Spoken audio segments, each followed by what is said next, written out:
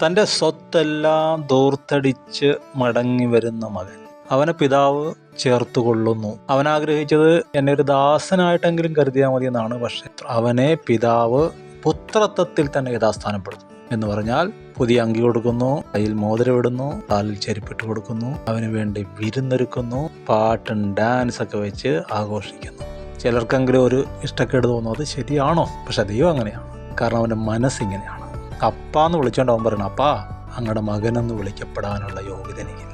അവൻ്റെ മനസ്സിലിരിപ്പ് ഇങ്ങനെ, എൻ്റെ ദാസനായിട്ടെങ്കിലും കരുതണേ. അപ്പനത് മനസ്സിലായി.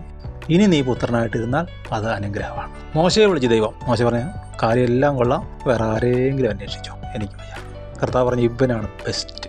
ഇവൻ ശുശ്രൂഷ ചെയ്താൽ ഇനി ജഡത്തിൽ ഇടപെടത്തില്ല. അനുഗ്രഹം എല്ലാവർക്കും. ഹൃദയം നോക്കി, മനോഭാവം നോക്കി മാർക്കിടുന്ന ഒരു സ്വർഗീയ പിതാവ് നിങ്ങളെയും കൈക്കൊള്ളും, നിങ്ങളെയും യഥാസ്ഥാനപ്പെടുത്തും, നിങ്ങളെയും അധികാരിയാക്കും.